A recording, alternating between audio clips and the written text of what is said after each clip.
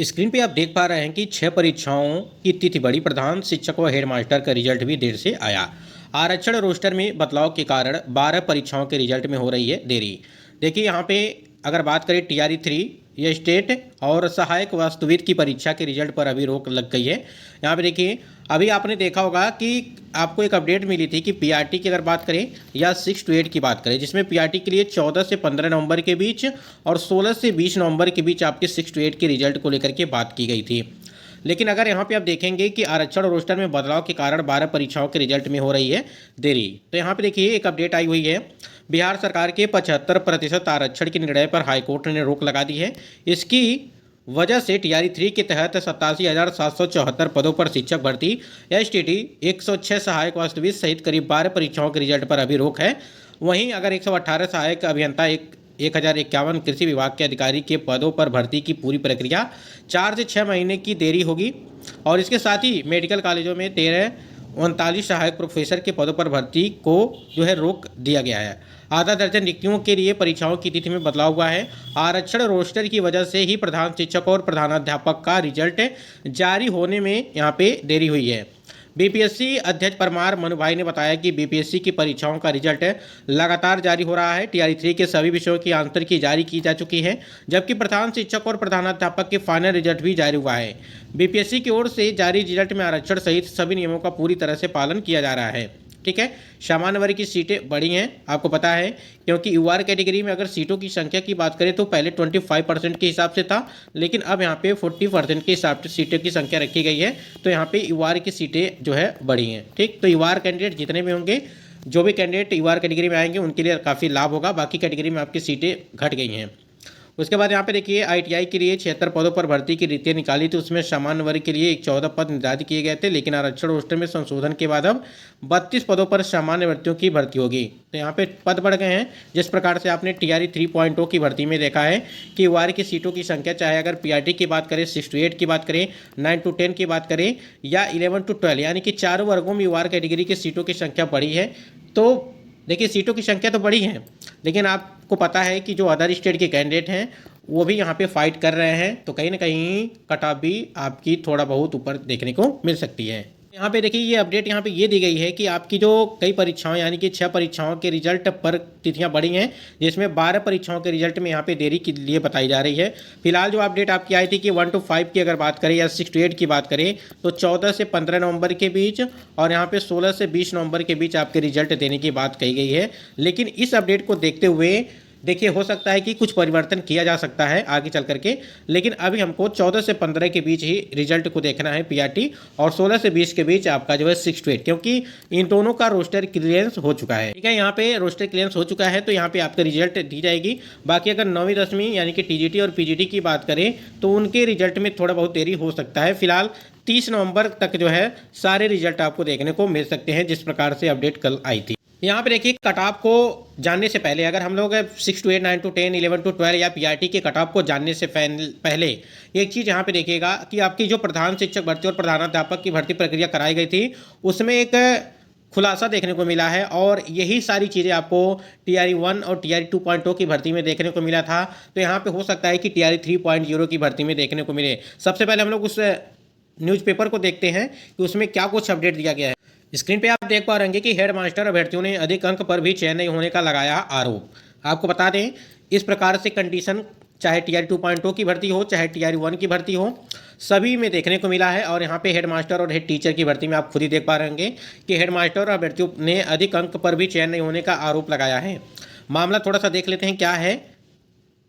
देखिए इसमें क्या कुछ बताया गया है, हम आपको बता देते हैं। देखिए इसमें क्या है कि बहुत सारे कैंडिडेट ऐसे हैं जिनका नंबर, मान लीजिए यहाँ पे किसी कैंडिडेट का 60 नंबर है और किसी कैंडिडेट का 62 नंबर है, तो 60 वाले का चयन हो चुका है, 62 वाले का चयन नहीं हो चुका है, चाहे वो मेल हो चाहे वो फीमेल हो। ठीक है, तो यहाँ पे क्या है कि एक दूसरे से बातचीत हो रही है, सभी को पता चल रहा है कि हमारा इतना नंबर है फिर भी चयन नहीं हुआ। कोई दूसरा यहाँ पे बात है कि हमारा इतना नंबर है फिर भी हमारा चयन हो चुका है। ठीक है, और ऐसी स्थिति में यहाँ पे एक जवाब आया है किसी अधिकारी का। यहाँ पे उन्होंने बताया कि बीपीएससी के एक वरीय अधिकारी का कहना है कि इसमें जो आरक्षण कोटि है, ठीक है ध्यान दीजिएगा, आरक्षण कोटि है। आपको पता होगा कि बीपीएससी की तरफ से जो नोटिफिकेशन जारी किया जाता है, चाहे टीआरई 3.0 का हो, चाहे बीपीएससी हेडमास्टर या हेड टीचर का हो, उसमें आपने देखा होगा कि एक न्यूनतम क्वालिफाइंग मार्क्स रखा गया है आयोग की तरफ से। और वही न्यूनतम क्वालिफाइंग मार्क्स निर्धारित होने के कारण ऐसा हुआ है कि किसी कैंडिडेट का अगर यहाँ पे 56 नंबर है, किसी कैंडिडेट का यहाँ पे 50 नंबर पे भी चयन हो चुका है। यानी कहने का मतलब ये है कि क्वालिफाइंग मार्क्स अगर मान लीजिए कोई कैंडिडेट एससी या एससी और एसटी का है, या यहाँ पे अगर बात करें कि कोई कैंडिडेट ईबीसी का है, तो ईबीसी का क्वालिफाइंग मार्क्स अलग है और एससी एसटी का क्वालिफाइंग मार्क्स अलग है। तो यहाँ पे एससी एसटी का कैंडिडेट का चयन हो चुका है, जिस वजह से वही लग रहा है कैंडिडेट को कि यहाँ पे देखिए निर्धारित होने के कारण ऐसा हुआ है और उसमें किसी तरह की गड़बड़ी नहीं पाई गई है। यानी कि क्वालिफाइंग मार्क्स को कोई कैंडिडेट समझ नहीं पा रहे हैं, इस वजह से ये गड़बड़ी उनको लग रही है। बाकी शिकायत लेकर के आने वाले अभ्यर्थियों को यही समझाया जा रहा है कि उन्होंने जल्द ही मामले के अभ्यर्थियों को संबोधित करते हुए आयोग की तरफ से जो है एक नोटिस निकालने का भी निर्णय लिया गया है। ठीक है, तो यहाँ तक चीज़ें हमको लगता है क्लियर हो गई होगी। और सेम कंडीशन ध्यान दीजिएगा, सेम कंडीशन यहाँ पे टीआरई 3.0 वाले कैंडिडेट के साथ है, क्योंकि हमने आपको कई बार कई वीडियो में बताया है कि बीपीएससी टीआरई 3.0 के नोटिफिकेशन में साफ साफ चीज़ें मेंशन की गई है कि वार कैटेगरी के लिए कितना चाहिए, बीसी के लिए कितना चाहिए, एससी के लिए, ठीक है, यानी कि न्यूनतम क्वालिफाइंग मार्क्स कितना चाहिए, ये हमने आपको कई सारी वीडियो में बताए हैं। तो आपका अगर उस प्रकार से चीज़ें हैं और यहाँ पे देखिए प्रधान शिक्षक भर्ती में यही मामला यहाँ पे फंस रहा है, इसी की वजह से कैंडिडेट को लग रहा है कि हमारा चयन अधिक नंबर होने के बाद भी नहीं हुआ। तो ऐसे कैंडिडेट कम से कम पहले अपना न्यूनतम क्वालिफाइंग मार्क्स एक बार बीपीएससी के नोटिफिकेशन में जरूर चेक कर लें कि कितना है।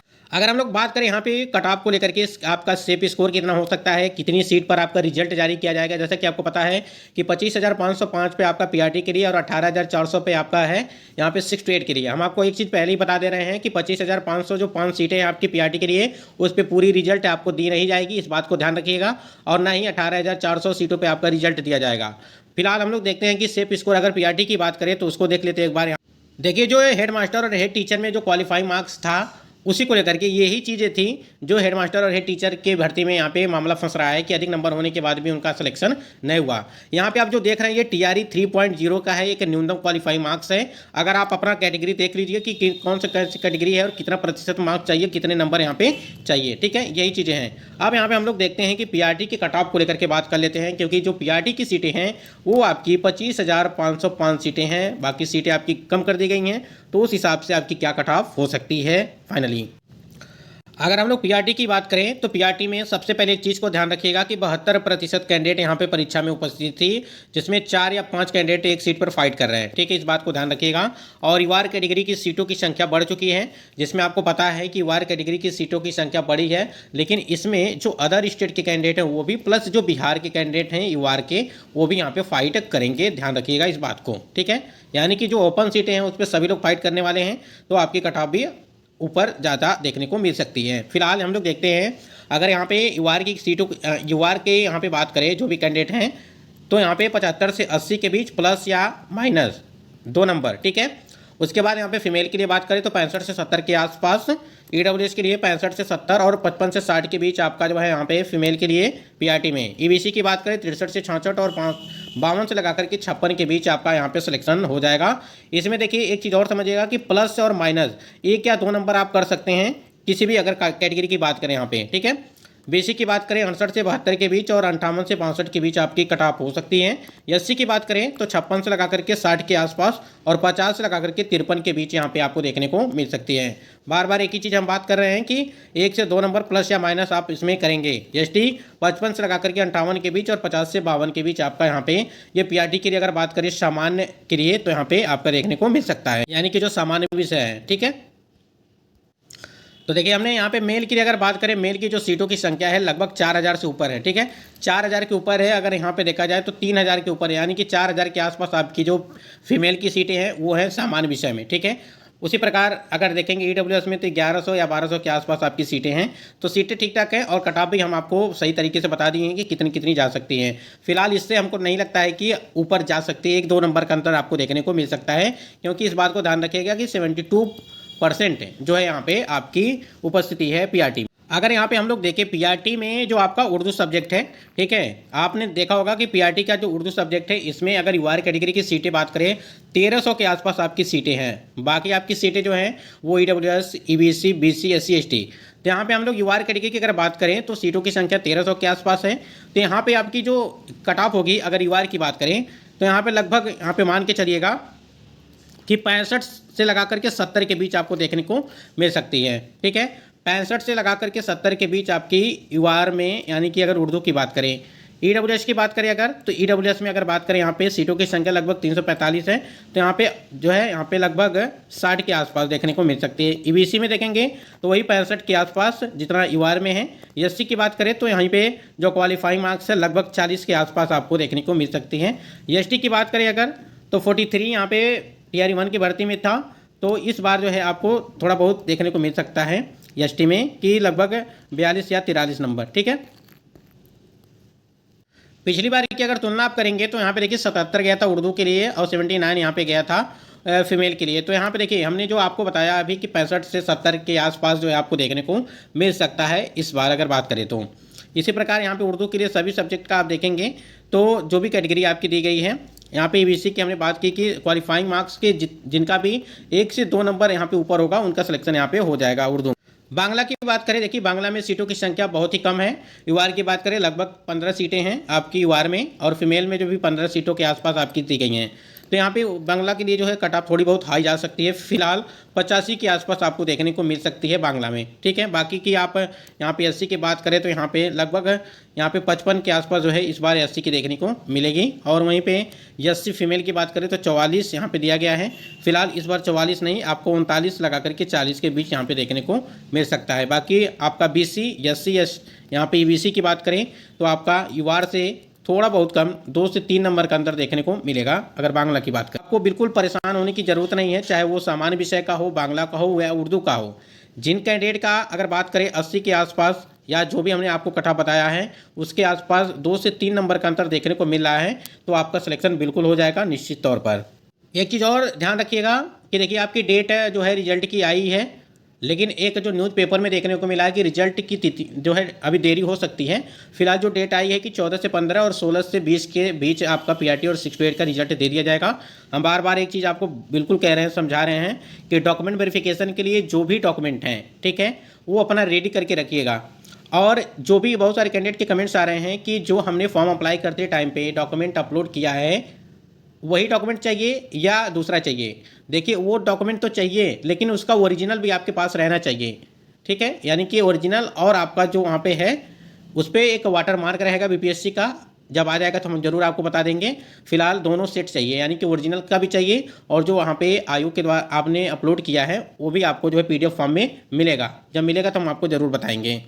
और देखिए 16 यानी कि यहाँ पे 14 से 15 नवंबर के बीच हो जाएगा, यानी कि आपकी डॉक्यूमेंट वेरिफिकेशन नवंबर में ही करा लिया जाएगा अगर पीआरटी की बात करें तो इसलिए जितने भी कैंडिडेट हैं इस बात को ध्यान रखें, दिमाग में बैठा लें कि आपको अब बिल्कुल टाइम नहीं है।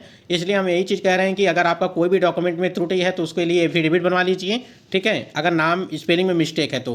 अगर आपकी और भी कोई है, मान लीजिए आपने डिग्री नहीं लिया है तो आप कॉलेज से लेकर डिग्री जा करके वहाँ से ले लीजिए डिग्री अपना। ठीक है, क्योंकि वहाँ पे कंपलसरी है आधार कार्ड, मोबाइल नंबर आपस में लिंक होने चाहिए, बैंक अकाउंट, पासबुक, चेकबुक जो है जो भी चीज़ें हैं सभी आपके पास होनी चाहिए।